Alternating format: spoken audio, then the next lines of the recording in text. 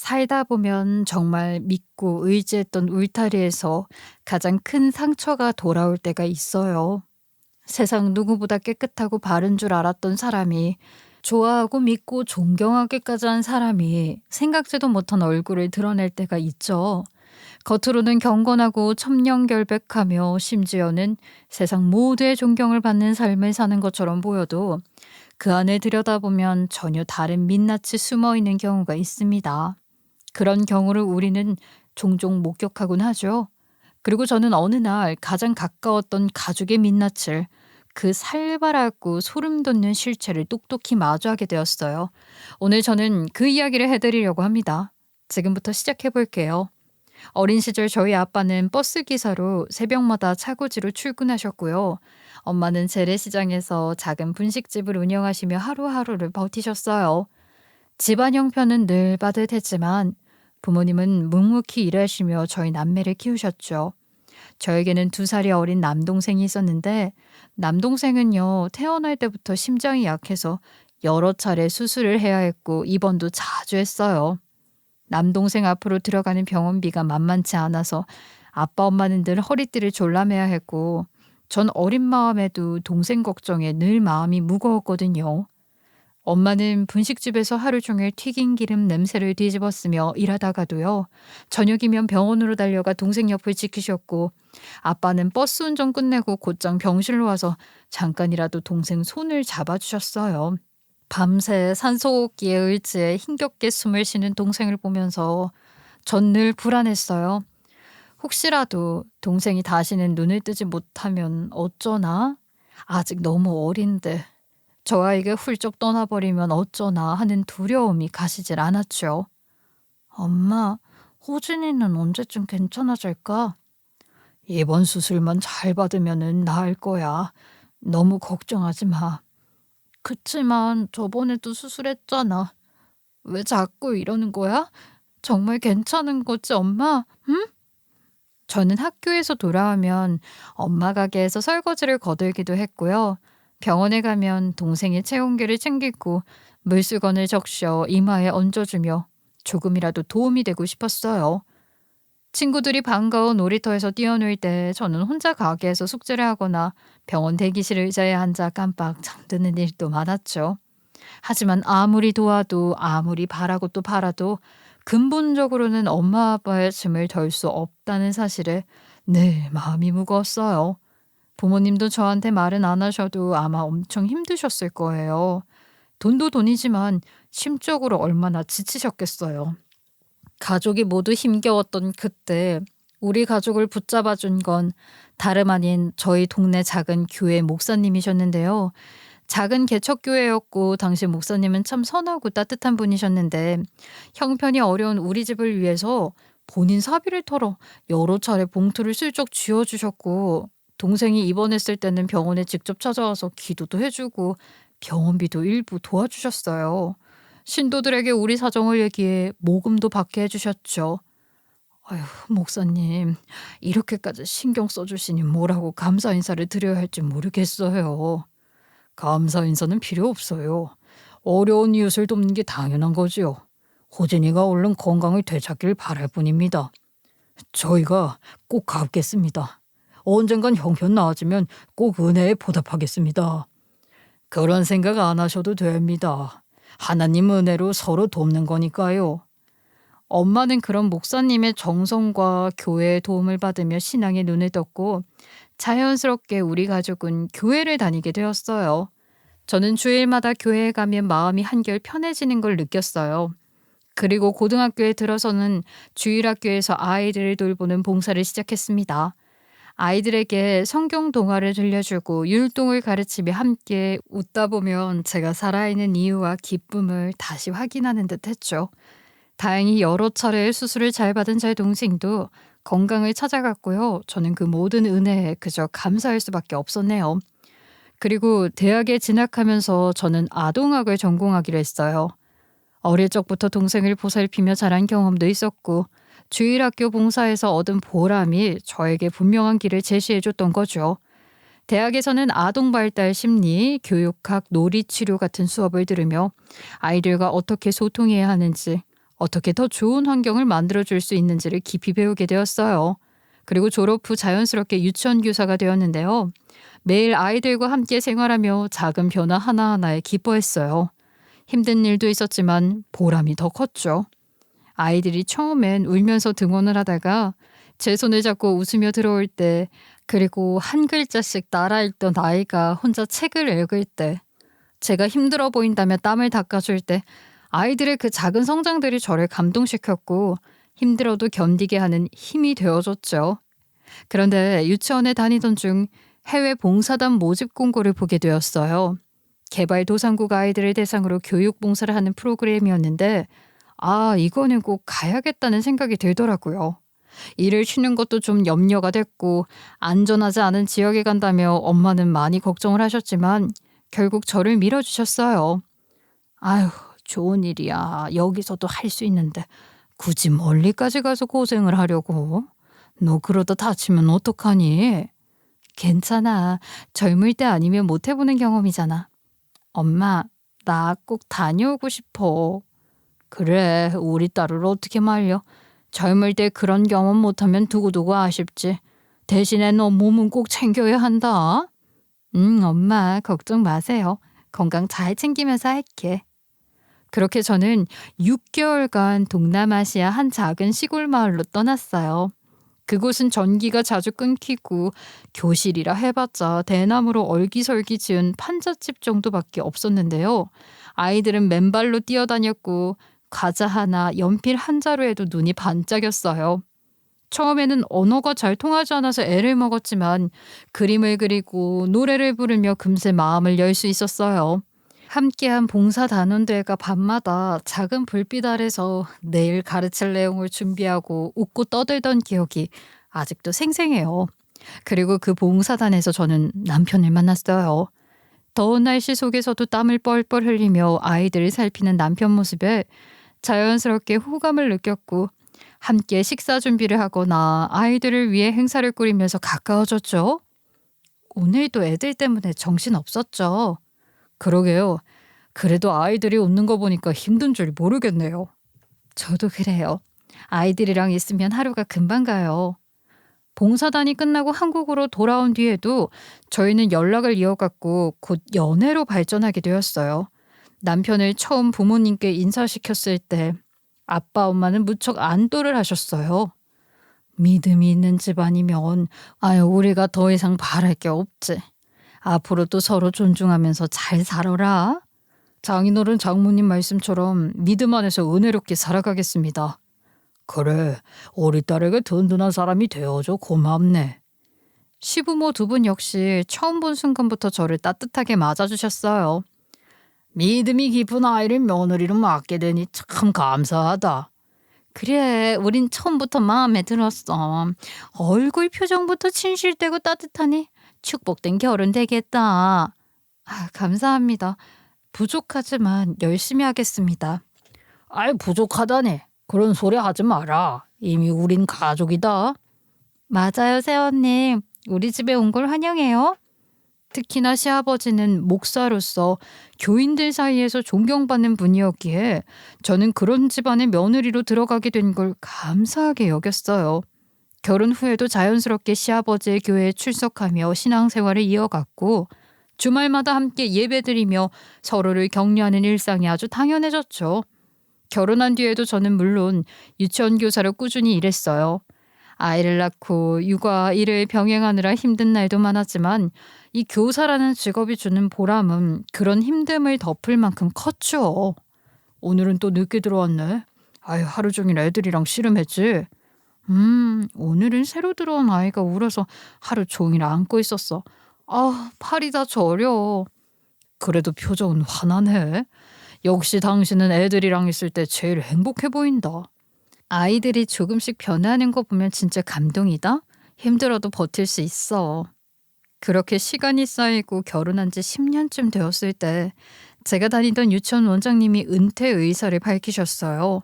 오래 함께 일해온 분이셨는데 어느 날 저를 따로 부르더니 차분한 목소리로 말씀을 하시더라고요. 서쌤, 이제 내가 손을 놓아야 할 때가 된 것 같아. 원장님 아직 거뜬하신데요. 아이들도 선생님을 너무 좋아하는데 너무 아쉬워요. 그래도 세월은 어쩔 수 없지.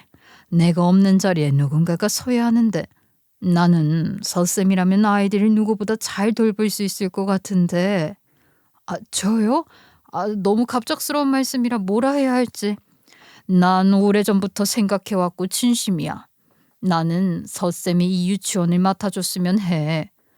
원장님, 감사한 말씀이지만 과연 제가 할 수 있을까요?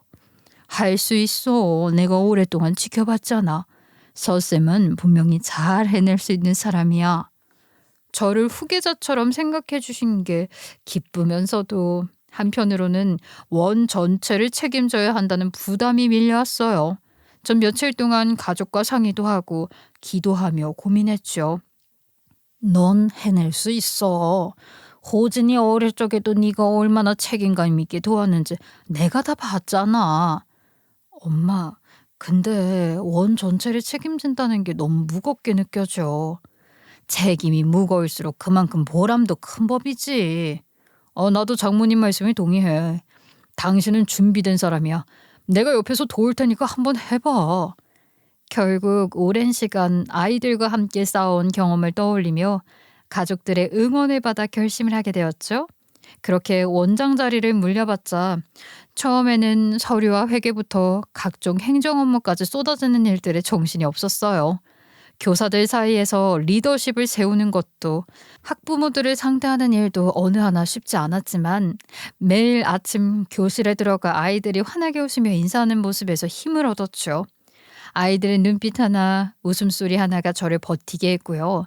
운영의 흐름을 조금씩 익히면서 교사들과 협력해 새로운 프로그램들을 도입하기 시작했어요. 방과 후 음악 수업이나 부모 참여 프로그램을 기획하면서 유치원이 더 활기를 띠기 시작했죠.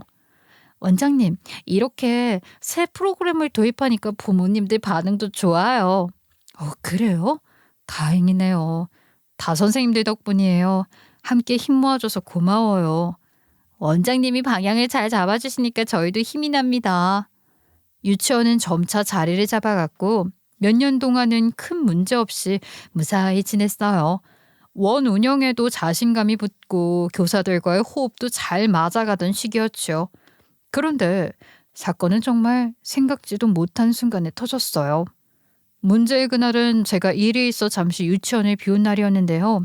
교사들 다 잘해주고 있고 아이들도 문제였고 평소 성실하고 꼼꼼하기로 소문난 베테랑 교사도 있고 해서 저는 크게 걱정은 안 하고 자리를 비웠어요.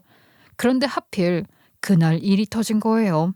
수업 도중 한 아이가 집중을 하지 않고 계속 돌아다니자 그 교사가 순간적으로 목소리를 높이며 팔을 거칠게 잡아 끌어 자리에 앉힌 일이 있었던 거죠. 처음엔 별일 아닌 듯 넘어갈 수도 있는 상황처럼 보였지만 그게요, 예상치 못한 문제로 번졌던 겁니다. 아이 팔을 본 학부모가 뭔가 이상하다고 생각해 무슨 일이 있었는지 확인하겠다며 CCTV 영상을 요구했고요. 결국 해당 장면을 찾아 보여드릴 수밖에 없었어요. 정말 죄송합니다. 제가 자리에 없었고 저희 선생님도 순간적으로 대응을 잘못했습니다. 애가 집에 와서 팔이 아프다고 하길래 보니까 멍자국이 있으니까 내가 얼마나 놀랐겠어요? 에? 유치원에서 이런 일이 있었다니. 이래서는 어떻게 애를 맡겨요? 예, 얼마나 놀라셨겠어요. 다시 한번 너무 죄송합니다. 다시는 이런 일이 발생하지 않도록 모든 방법을 강구하겠습니다. 죄송합니다. 저도 너무 스트레스가 쌓이다 보니까 순간적으로 감정을 조절하지 못했습니다. 다시는 이런 실수하지 않겠습니다. 그 말을 믿고 맡겨도 될지 모르겠네요. 아이한테 상처가 남으면 어쩌실 거예요? 애한테 트라우마라도 남으면 책임지실 거냐고요? 우리 애한테 무슨 탈이라도 나봐? 내가 그냥 넘어갈 줄 알아? 책임은 전적으로 저한테 있습니다. 끝까지 책임지고 보살피겠습니다. 하지만 사과로 문제는 끝나지 않았어요. 학부모가 해당 영상과 함께 장문의 글을 학부모 단톡방에 올리면서 파장이 시작된 거예요. 애를 이렇게 잡아끄는 게 정상인가요? 원장님 믿고 맡겼는데 너무 실망이네요. 단톡방은 순식간에 불타올랐고 그 캡처화면은 곧 지역 맘카페까지 퍼졌어요. 순식간에 수백 개의 댓글이 달리며 논쟁이 커졌고 믿음으로 운영한다더니 아이들을 다루는 게 저렇게 거칠다.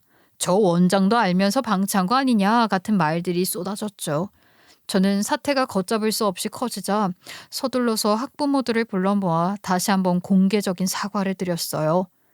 제가 자리에 지키지 못한 게 잘못입니다. 평소 믿고 맡겼던 교사가 잠시 순간적으로 대응을 잘못했고 원장으로서 무거운 책임을 느낍니다. 정말 죄송합니다. 정말 죄송합니다. 제 감정을 조절하지 못했습니다. 다시는 이런 일이 없도록 하겠습니다. 해당 교사 역시 눈물을 글썽이며 무릎을 꿇고 용서를 구했지만 이미 불신이 생긴 이상 쉽게 수습되지는 않았어요. 저는 사태 수습에 들어갔고 곧바로 교사들의 스트레스와 부담을 줄이기 위한 대책도 마련을 했죠. 교사를 추가 채용해 한 반에 2명이 들어가도록 조정을 했고요. CCTV 전면 공개와 정기적인 상담을 통해 학부모들이 안심할 수 있도록 개선책을 약속했죠.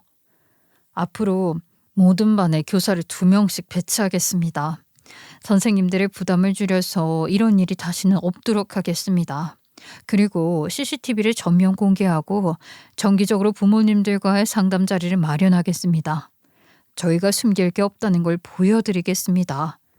그렇게 약속을 드렸지만 이미 맘카페를 통해 퍼져나간 논란은 쉽게 사그라지지 않았어요.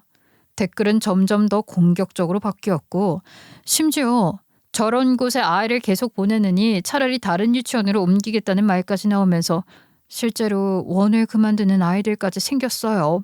오늘 또 몇 명이 그만둔다고 통보 왔다며? 당신 괜찮아? 괜찮을 리가 있겠어. 아이들 얼굴이 떠올라서 잠을 못 자겠어. 당신 잘못 아니잖아. 교사도 실수한 거고 당신은 바로 대책 마련했잖아. 원장은 곧 원 그 자체잖아. 내가 책임져야 하는 자리인데 부모님들 믿음을 잃으면 다 무너지는 거지. 그래도 당신은 끝까지 최선을 다하고 있잖아. 진심은 결국 전해질 거야. 저는요 밤마다 기도를 하며 마음을 다잡았어요. 그래도 저를 믿어준 학부모들과 아이들 덕분에 사건은 조금씩 잠잠해지고 일상을 되찾아가고 있던 어느 날 불씨는 또 전혀 예상치 못한 곳에서 다시 타올랐어요. 전 몰랐는데 알고 보니까 우리 유치원에 다니는 아이 중 한 명의 할아버지가 지역구에서 꽤 영향력 있는 정치인이었더라고요. 그런데다 그분은 오래전부터 저희 시아버지가 목회하는 교회의 교인이었고 시부모와도 아주 가까운 사이였어요. 평소 교회 행사에도 적극적으로 참여하고 교인들 사이에서 영향력도 상당한 인물이었죠. 그런데 본인 손주가 다니는 유치원에서 이런 논란이 터졌으니 그냥 넘어갈 리가 없었죠. 결국 직접 시아버지를 찾아와 불편한 기색을 드러냈다고 하더라고요. 아이 목사님, 어떻게 목사님의 며느리가 운영하는 유치원에서 이런 일이 일어날 수 있습니까? 애가 완전히 교회 이름도 함께 욕을 먹는 겁니다. 제가 교회와 목사님을 존경하는 마음이 크니까 말씀을 드리는 거예요. 이런 일 다시는 없도록 하셔야 할 겁니다. 아이고 뭐라 드릴 말씀이. 제 손자분은 괜찮으십니까? 내가 우리 손자 하나만 갖고 하는 얘기가 아니에요. 그 일이 있는 직후 시어머니는 저를 불러 목소리를 높였죠. 너 때문에 교회 체면이 말이 아니다. 하나님의 일을 한다는 집안에서 이런 소리가 나오면 어떻게 하니? 우리가 얼굴을 들고 다닐 수가 없어. 어머니, 저도 정말 죄송합니다. 제가 책임지고 바로잡으려고. 네가 뭘 바로잡아? 이미 다 퍼진 소문인데 사람들이 뭐라고 하겠니? 목사 집안 며느리가 애들을 저렇게 다룬다고 수군대면은 결국 우리 집안에만 먹칠하는 거야. 그래. 내가 교인들 앞에 무슨 나처럼 서야 하냐. 억울했지만 그 순간 아무 말도 할 수가 없었어요. 저는 나름대로 최선을 다했는데 제 모든 노력이 하루아침에 무너져 내리는 것 같았죠. 사실 시부모 2분은 직접 그런 말을 들으셨고 전후 사정을 모르니 어쩔 수 없다 싶기도 했어요. 그런데 시부모 반응은 그렇다 쳐도 정작 제 마음을 더 아프게 한 건 남편의 태도였네요. 괜히 억울하다 어쩌다 소리 말고 그냥 조용히 넘어가. 아버지 목회일에 흠집이라도 나면 우리 집안은 망신이라고. 뭐라고? 지금 당신 와이프는 이 상황에서 버티려고 발버둥 치고 있는데 당신 입에서 나오는 말이 그거야? 지금 중요한 게 당신 체면이 아니잖아. 아버지 교회에 피해만 안 가게 해. 내가 내 체면 지키려고 이러는 거야? 아이들과 학부모들 신뢰를 지켜야 하는 자리니까 이렇게 하는 거잖아. 아이고 누가 뭐래? 근데 일이 너무 커졌잖아. 당신 때문에 아버지 교회에도 먹칠하게 생겼으니까 그냥 입 다물고 가만히 있어. 그게 최선이야. 그 순간요. 남편이 너무 낯설게 느껴졌어요. 제 편은커녕 차갑게 선을 긋는 듯한 태도에 남처럼 멀게 느껴졌죠. 그러면서 점차 유치원 운영은 저에게 너무 큰 짐이 되었어요.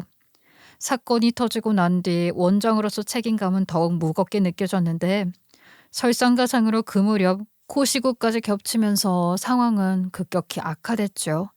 원 운영은 빠듯해졌고 직원들 급여조차 제때 주기 힘든 날이 이어졌어요.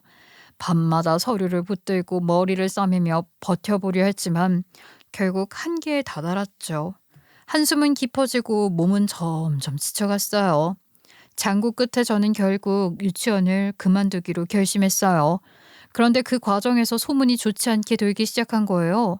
코시국 때문에 원이 흔들리던 시점에 교사 2명이 먼저 자리를 옮겼는데 그걸 두고 내부 분위기가 엉망이라 교사들도 못 버티고 떠났다더라 하는 이야기가 돌았던 거죠. 우리 애 다니던 반 담임이 갑자기 옮겼다던데 내부 사정이 그렇게 안 좋은 거예요? 듣자하니 원장님이랑 사이도 안 좋고 뭐 별별 얘기가 많던데. 그러게요. 괜히 애들한테까지 영향 가는 거 아니냐 걱정돼요. 그런 건 아닙니다. 선생님 개인 사정 때문에 이동하신 거예요. 근데 왜 자꾸 이런저런 얘기들이 들리는 거죠? 사실과는 거리가 먼 얘기입니다. 제가 책임지고 바로 잡겠습니다. 하지만 소문은 꼬리에 꼬리를 물고 커져만 갔어요. 일부 학부모들 사이에서는 운영이 어려워지자 원에서 받은 지원금을 제대로 쓰지 않았다는 말도 안 되는 추측성 루머까지 퍼졌어요. 사실과는 전혀 다른 이야기였지만 한 번 퍼진 말은 걷잡을 수 없이 번져나갔죠. 그리고 그 소문은 결국 시가 쪽 귀에도 들어갔어요. 시어머니는 저를 볼 때마다 아주 눈살을 찌푸리며 코웃음을 쳤고요. 어느 날은 시부모 대화를 엿듣게 됐는데요. 애미가 뭘 한다고 나섰다가 괜히 교회까지 욕을 먹인다니까. 괜히 며느리 원장 시켜놔서 에이 이런 꼴을 당하네. 그냥 교사로만 있게 둘 걸 그랬어. 그러게 말이야. 그게 욕심이지 뭐. 아유 목사님 괜히 우리한테까지 불똥 튀는 거 아닌가 몰라. 시가에 갔다 문 뒤에서 그 말을 듣고 서 있자니 가슴이 철렁 내려앉는 것 같았어요. 저를 믿고 응원해 줄 줄 알았던 시부모가 사실은 제 실패를 교회 망신으로만 여기고 있다는 사실이 너무나도 서글펐습니다. 남편 역시 제 편은 아니었어요. 남편은 남편대로 자기 일 하느라 바쁘다며 틱틱대기만 했고 정작 제가 무너져가는 순간에는 옆에 있어주지 않았거든요. 아우 정말 어떻게 해야 될지 모르겠다. 사람들이 막 없는 얘기 지어내고 어머님 아버님도 나만 탓하시고 그래서라니? 그래서 내가 뭐 어떻게 주길 바라냐고. 나도 지금 회사 일로 정신없다. 당신 어리광 받아줄 여유 없다고. 어리광? 당신 귀엔 내 얘기가 그냥 어리광이야? 난 현실적으로 생각하는 거야. 지금은 그냥 잠잠히 있어야 해. 더 말 나오면 우리 집안 다 망신이라고.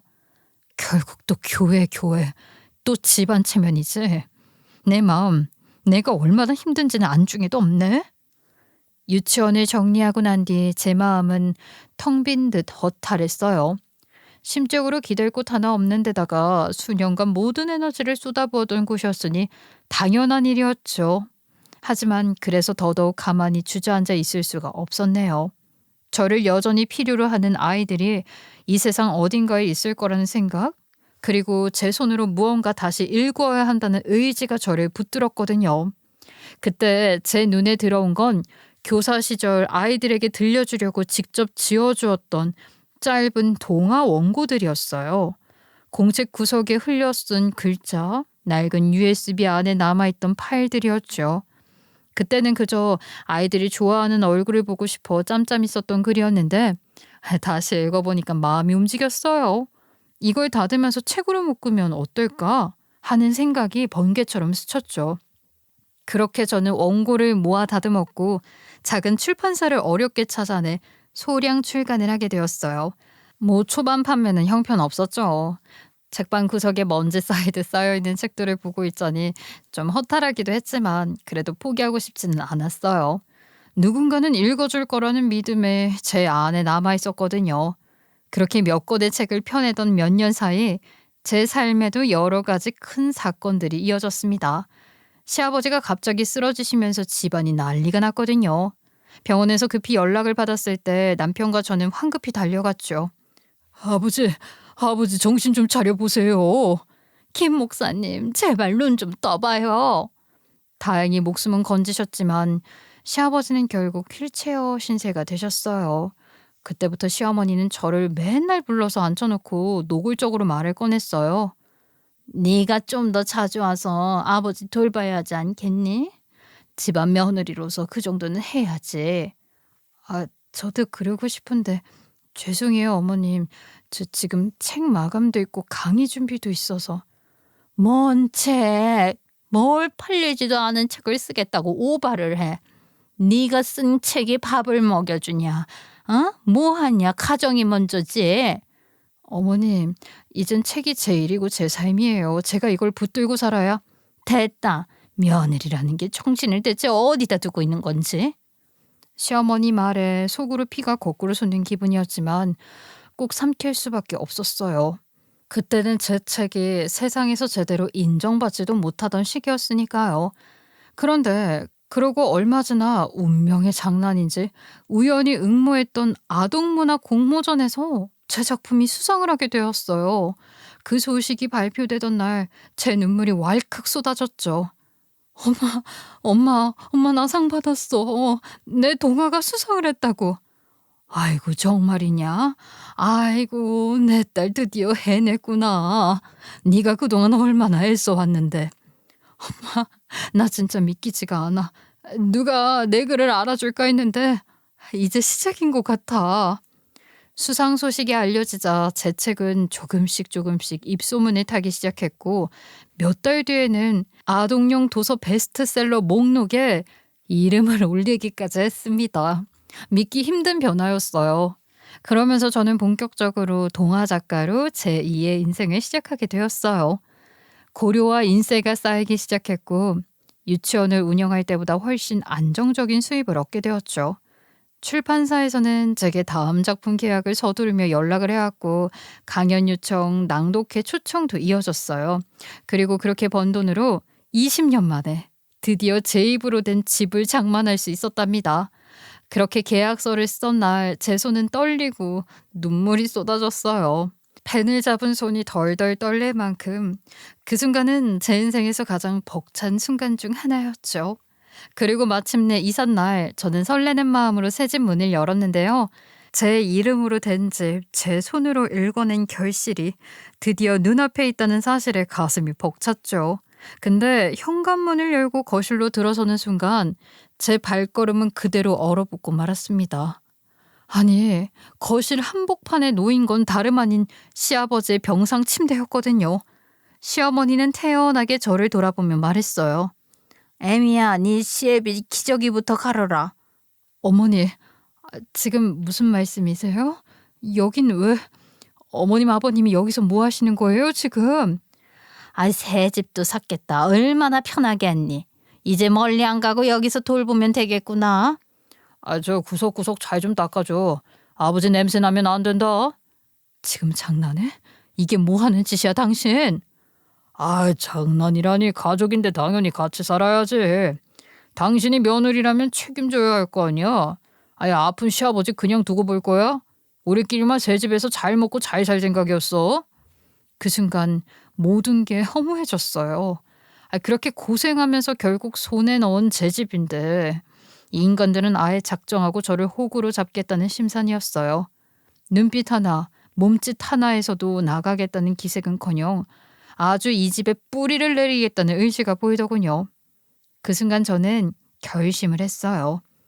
이 집을 다시 팔아버리고 이혼까지 하자고. 더는 함께 살 이유가 없다는 걸 확실히 깨달았으니까요. 그리고 무엇보다 제 손에는 이미 결정적인 키가 있었거든요. 실은 몇 달 전 어느 늦은 밤 시가 초인종이 요란하게 울리던 일이었어요. 문을 열자 교회 재정을 담당해오던 집사가 한 명 있는데요. 그 집사가 술에 잔뜩 취한 채 비틀거리며 들어섰어요. 얼굴은 벌겋게 달아올라서는 거실 탁자에 털썩 앉더니 아니 시아버지를 향해 손가락질하며 고래고래 소리를 치는 겁니다. 목사님, 이제 나를 아주 내치겠다 이겁니까? 재정에서 손대라더니 이제 혼자 꿀꺽하겠다. 내가 가만히 있을 줄 아십니까? 집사님, 지금 목사님 몸도 안 좋으시니까 술 깨고 얘기합시다. 얼른 돌아가세요. 헌금이 어디로 흘러갔는지 내가 누구보다 잘 아는데 이제 와서 나만 잘라내면 내가 입 다물 줄 알아요? 제발 진정하세요. 이런 늦은 밤에 이러시면. 진정? 나는 이제 더 못 참아. 목사님이 무슨 짓을 했는지 다 까불려 줄 테니까 각오해. 무슨 상황인지 정확히 알진 못했지만 뭔가 감이 오더라고요. 이건 단순한 술주정이 아니라 뭔가 심상치 않은 비리를 둘러싼 갈등 같았어요. 시어머니는 얼굴이 굳은 채 현관문을 열어젖히며 목소리를 높였죠. 이 밤중에 무슨 소리예요. 얼른 나가세요. 괜한 말로 목사님 마음 힘들게 하지 말고. 나 혼자만 욕먹는 꼴은 못 봅니다. 나 절대 혼자는 안 죽어요. 각오해요. 집사는 비틀거리며 나갔지만 현관문이 닫히고 난 뒤에도 그의 목소리는 제 귓가에 맴돌았어요. 뭔가 큰 비밀이 숨어있구나. 전 그때부터 확신을 갖기 시작했죠. 그러던 며칠 후 제가 시아버지 방을 청소하다가 우연히 장부 일부를 보게 된 거예요. 거기엔 어마어마한 기록이 있었는데요. 다름 아닌 교회 헌금과 기부금의 비리 정보였던 거예요. 선교비 명목으로 나간 돈이 실제 선교지에는 거의 닿지 않았고요. 대신에 시누이 계좌랑 시어머니 이름으로 보험료 납부, 사치비 등의 내역으로 이어지고 있었어요. 이게 뭐지? 왜 선교비가 시누이 계좌로 들어가고 있지? 자료를 살펴보다가 저는 얼른 그 장부 내용을 따로 기록해두었어요. 그리고 회계사의 도움을 받아 교회 장부와 외부 기부금 명세를 대조했죠. 그 결과 금액이 맞지 않는 부분이 한두 군데가 아니었어요. 이거 심각한데요. 헌금이 정상적으로 사용된 게 아니라 다른 계좌로 빠져나간 게 확실해요. 저도 그렇게 느꼈어요. 근데 이렇게 많을 줄은 몰랐어요. 이건 단순 실수가 아니에요. 의도적인 흐름 조작이에요. 그럼 증거를 다 모아야겠네요. 그래야 진실을 밝힐 수 있으니까. 깜짝 놀랐어요. 그렇게 존경에 마지 않던 사람이 뒤에선 이런 비리를 숨기고 있었다니. 그때부터 저는 자료를 조용히 모으기 시작했어요. 교회 재정 회의록을 복사해두고 기부자 명단과 실제 사용처를 비교하며 목록을 만들었죠. 그리고 결정적으로 시아버지가 건축 헌금 명목으로 거둔 거액의 돈으로 땅을 매입하고 그 명의를 시누이 앞으로 옮겨둔 사실까지 확인을 했네요. 이거는 정말 빼도 박도 못하는 증거네. 결국 이 사람들은 기부금을 모두 사적으로 빼돌린 거야. 어려운 사람들 돕는 척이라는 척은 다 해놓고선. 그리고 그 충격적인 자료 속에는 남편의 이름까지 얽혀 있었어요. 제 남편 역시 이 흐름에 연루돼 있다는 걸 알게 됐을 때 제 가슴이 철렁 내려앉는 기분이었어요. 남편까지 비리를 저질렀다는 걸 알고 나니 이걸 밝혀야 할지 고민이 되기 시작하더군요. 그래서 일단은 그 자료를 갖고만 있었던 거예요.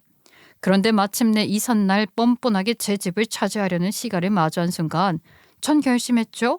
이혼 그리고 시아버지의 교회 운영 비리를 세상에 드러내기로 말입니다. 절 배신한 남편 놈을 본 이상 더는 침묵할 이유가 없어졌으니까요. 그날 밤 제 결심은 단단해졌어요. 이제는 두려움이 아니라 분노가, 그리고 무너뜨리려는 그들의 맞설 힘이 제 안에서 피어오르고 있었거든요. 다음 주일 예배 시간이 다가오자 제 심장은 요동쳤어요. 평소와 다름없이 성가대가 단정히 서서 찬송을 불렀고요. 휠체어에 앉은 시아버지는 신도의 부축을 받아 단상으로 올라왔어요. 교인들의 시선은 늘 그렇듯 따뜻했고 경건한 공기가 예배당을 감싸고 있었죠. 그리고 저는 그 공기를 가르며 단상 앞으로 저벅저벅 걸어 나갔습니다. 순간 교인들의 눈길이 한순간에 저에게 꽂혔고 시어머니는 얼굴이 아주 사색이 되더니 의자에서 벌떡 일어나 낮게 외쳤어요. 애미야, 너 지금 뭐 하는 짓이야? 네, 두고 보세요. 오늘 아주 재밌는 광경이 펼쳐질 테니까. 교인들이 술렁이기 시작했어요. 무슨 일이야? 원장이 왜 저기 서 있지 하는 웅성거림이 퍼졌죠. 시아버지는 얼굴이 허옇게 질리며 목소리를 높였습니다. 지금 예배 중이다. 당장 자리로 돌아가라. 예배를 방해하더니 뭐 하는 짓이야? 예배를 방해하는 게 아닙니다. 하나님 앞에서 진실을 밝히려는 겁니다. 헌금과 선교비가 어떻게 쓰였는지 교회 모두가 전부 똑똑히 보셔야죠. 그 순간 전에 술에 취해 시가에 찾아왔던 그 집사가 예배당 뒤쪽에서 일어나더니 스크린에 가득 채운 자료를 띄웠어요. 흰 벽 가득히 입출금 내역과 건축 헌금 사용처가 나타났죠. 여러분, 여기를 주목해 주십시오. 이게 바로 교회 재정의 실체입니다. 헌금으로 모은 돈이 목사 딸 해외 유학비로, 목사 부인의 사치비로, 그리고 목사 아들의 사업 자금으로 빠져나갔습니다. 교회를 위해 쓰여야 할 선교비는 선교지에 단 한 푼도 가지 않았습니다. 그 말이 떨어지자마자 교인들이 일제히 자리에서 벌떡 일어나 아수라장이 되었어요. 목사님, 이게 사실이에요? 이게 어떤 돈인데? 아끼고 아껴가며 피 같은 돈을 바친 건데. 아이들 밥 사주고 공부시키라고 한 돈이지 어떻게 이런 데다가 쓸 수 있습니까? 주여, 이게 다 거짓이었단 말입니까? 어떤 이는 눈물을 흘리며 의자에 털썩 주저앉았고요. 어떤 이는 두 주먹을 불끈 쥐고 단상을 향해 소리쳤어요. 여러분, 일단 진정해 보십시오. 다 오해입니다. 제가 설명하죠. 설명? 화면에 다 나와 있는데 무슨 설명이 더 필요합니까? 목사님, 우리를 속인 겁니까? 이게 목사님이 말하던 그 하나님의 일이었습니까? 시어머니는 얼굴이 일그러지시더니 저에게 달려 팔을 붙잡았어요. 지금 당장 멈춰라. 교회 무너지는 걸 보고 싶어서 이래? 아니요. 교회는 이미 진작에 무너졌죠. 십자가 앞에서 부끄러운 줄 아세요. 그때 그 집사가 마이크를 붙잡고 자리에서 일어났어요. 사실은 지난 10여 년 동안 저도 같이 꾸민 일입니다. 하지만 이제는 더는 못하겠습니다. 저는 모든 진실을 밝히기 위해 이 자리에 섰습니다. 뭐라고? 그럼 당신까지 가담했다는 거야? 그렇습니다. 저도 죄인입니다. 하지만 이제는 자매해야 합니다. 여러분이 바친 돈, 그 돈의 흐름을 제가 직접 봐왔습니다. 교인들의 분노는 절정으로 치달았고 예배는 더 이상 진행되질 못했어요. 우리가 어떻게 믿고 따랐는데 이게 다 사기였단 말이야? 헌금 거두며 눈물까지 흘리더니 뒤로는 자기 배 채운 거였다니. 목사님, 사실이에요? 아니죠, 예? 시아버지는 휠체어에 앉은 채 얼굴이 벌개져 말을 더 잇질 못했고요. 시어머니는 눈이 휘둥그레져 교인들 사이를 두리번거리며 숨을 몰아쉬었어요. 시누이는 결국 뒷자리에서 벌떡 일어나더니 핸드백을 움켜쥐고 허둥대며 문 쪽으로 향했고요. 전년 잡아라. 저 계좌에 돈 들어갔다고 했잖아. 나는 몰라요. 아버지가 하신 일이에요. 계좌 명의가 네 이름인데 어떻게 몰라? 사람들이 몰려들자 시누이는 얼굴이 하얗게 질려 그대로 예배당을 빠져나갔고요. 시모도 그 뒤를 따라 헐레벌떡 달아났어요. 남편은 저를 노려보다가도 더 이상 버티지 못하고 머리를 푹 숙인 채 조용히 자리를 빠져나갔고요. 교인들은 서로 고함치고 울고 항의하며 단상 앞까지 몰려들었고 누군가는 성가대 의자까지 끌어내 단상 위를 막으려 했습니다. 예배당은 순식간에 통제 불가능한 소란이 되었고 시가 사람들은 혼비백산에 뿔뿔이 달아났어요.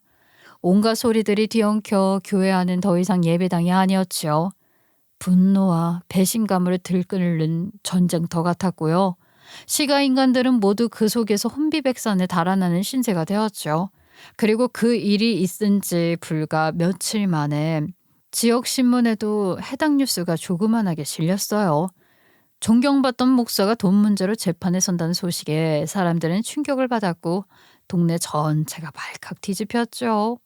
시장 골목을 지나면 상인들이 모여서 이런저런 이야기를 쏟아냈어요. 아이 그 교회 헌금이 다 그 집 사차하는데 빠졌다더라. 새 차 사고 집 사는데 썼다던데.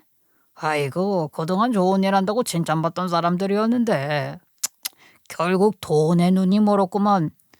아유 내가 어쩐지 그 집안 보니 쎄하더라니. 아 원래 그런 것들은 속이 더 꼬름한 거라니까.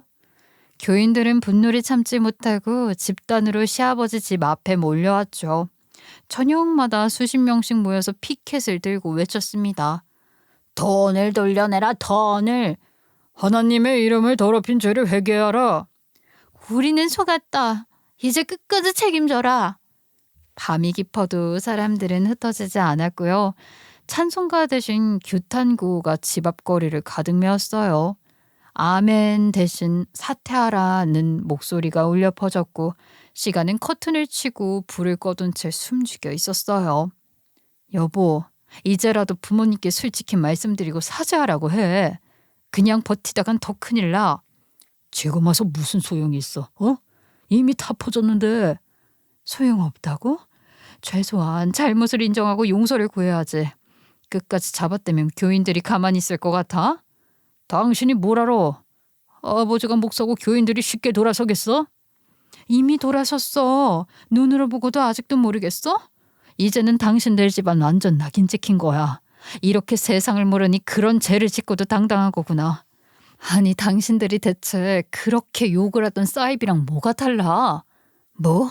지금 말 다 했어? 시가 교회의 평판은 그야말로 나락으로 떨어졌습니다. 그동안 지역사회에서 좋은 일 많이 한다며 존경받던 시부모와 남편, 시누이는 하루아침에 위선자라는 꼬리표가 붙었어요. 교회 어린이부에 다니던 아이들에게서조차 손가락질을 받았죠. 가엾은 아이들에게는 정말이지 저까지 미안해서 어쩔 줄 모르겠더라고요. 한편 수사 역시 본격적으로 진행이 됐는데요. 검찰은 시아버지를 건축 헌금과 선교비 횡령 배임 혐의로 재판에 넘겼고요. 시어머니는 차명 계좌를 통한 자금 세탁에 가담한 사실이 드러나 함께 기소됐습니다. 남편과 시누이 역시 불법 자금 사용 내역에 이름이 오르며 공범으로 조사를 받게 됐죠. 해외 유학비가 어디서 나왔는지 알고 계셨습니까? 저는 그냥 아버지가 도와주신 줄로만 알았어요. 모금액에서 빠져나온 걸 몰랐다는 겁니까? 전 정말 몰랐어요. 검사님 믿어주세요. 남편은 법정에 서서 고개를 숙인 채 입을 떼지 못했어요. 그날 법정에서 시부모와 남편 시누이는 하나같이 고개를 푹 숙였지만 이미 돌이킬 수 없는 상황이었죠. 존경받던 목사 집안이라는 이름은 흔적도 없이 사라졌고 남은 건 교인들의 분노와 사회적 조롱뿐이었네요. 저런 집안이 아니 무슨 하나님과 믿음을 입에 올려. 다 거짓이었네. 이제는 헌금이라면 치를 떠는 사람이 늘었어. 저 집안 때문에. 아유 이게 다 문제야? 천벌 받을 만한 집안이었지 뭐. 아이 참 그렇게 남의 피땀을 짓밟았으니. 제가 멀리서 그 광경을 지켜보며 느낀 건 단 하나였어요. 진실은 결국 드러난다는 사실. 아무리 가면을 쓰고 살아도 언젠가는 벗겨지고야 만다는 사실이었어요. 그리고 이혼 과정은 오래 걸리지 않았어요. 시아버지의 재판과 교회 비리가 이미 지역사회에 대대적으로 알려진 뒤라 남편은 더 이상 저를 붙잡을 명분이 없었거든요. 처음에 남편은 변호사를 선임해 위자료와 재산 분할을 요구했지만 아니 이미 시가 재산 대부분이 비리 혐의로 압류된 상태인데 가져갈 것이 거의 없었죠. 재판부 역시 제 손을 들어주었습니다. 피고인 측은 가정과 교회의 명예를 심각하게 실추시켰고 원고에게 경제적, 정신적 피해를 끼쳤습니다. 따라서 원고의 이혼 정보를 인용합니다. 그 순간 저는 20년간 얽혀있던 족쇄가 끊어져 나가는 소리를 들은 듯했어요. 도장을 찍는 손끝이 떨렸지만 그건 두려움이 아니라 해방감이었죠. 전 결국 홀가분하게 모든 것을 정리하고 새 출발을 할 수 있었어요. 이혼 후에 저는 동화 작가로서의 길에 더욱 몰두했습니다. 아동 문학상 수상 이후 꾸준히 작품을 발표했고 책이 출간될 때마다 여러 학교와 도서관, 지역 아동센터에서 강연 요청이 들어왔어요. 처음엔 글을 쓰며 먹고 살 수 있을까 걱정했지만 지금은 오히려 유치원을 운영할 때보다 훨씬 안정적이고 풍요로운 삶을 누리게 됐죠. 제 이름으로 된 집에서 아이와 함께 살며 제가 진심으로 하고 싶은 일을 하며 살아가고 있다는 사실에 매일 감사하고 있어요. 아침 햇살이 비치는 작업실에 앉아 원고를 쓰고 저녁이면 아이와 밥을 먹으며 웃는 시간이 제게는 더 없는 선물이 되었죠. 반면에 전 시가 사람들의 결말은 비참했습니다. 존경받던 목사 집안이라는 명성은 흔적도 없이 사라졌고 남는 건 몰락뿐이었어요. 전 시부는 건축 헌금과 성교비 횡령, 배임 혐의로 실형을 선고받아 교도소에 수감됐습니다. 한때 강단에서 성경을 펼치며 존경받던 모습은 사라지고 철창 안에서 초라하게 고개를 숙인 모습만 남았죠. 그리고 전 시어머니는 교회가 문을 닫고 난 뒤 이웃들로부터 손가락질을 받으며 지내다가 결국 병을 얻어 시름시름 앓는다는 소문을 들었어요. 전 남편은 이혼 후 하던 사업을 말아먹고 여기저기로 떠돈다고 들었습니다. 한때는 교회 청년부의 리더로 집안의 후계자로 주목받던 사람이었지만 이제는 누구도 믿지 않고 어디에도 뿌리 내리지 못하는 신세가 된 거예요. 그리고 전 시누이는요, 해외 유학 자금 출처가 드러나면서 사회적으로 매장돼 결국 돌아올 곳을 잃고 다시 외국으로 나가 인연을 끊고 살고 있다는 얘기를 들었죠. 그렇게 위선과 욕심으로 가득했던 집안은 망신과 몰락으로 끝나고 말았습니다. 마치 제가 쓰는 어린이 동화의 권선징악의 결말을 맞은 거죠. 저는 지금 동화를 통해 아이들에게 용기와 희망을 전하며 살아가고 있는데요. 누군가에게는 작은 이야기일지라도 그 안에서 아이들이 웃음을 찾고 희망을 느낀다면 그것이야말로 제가 살아가는 이유라고 믿고 있어요.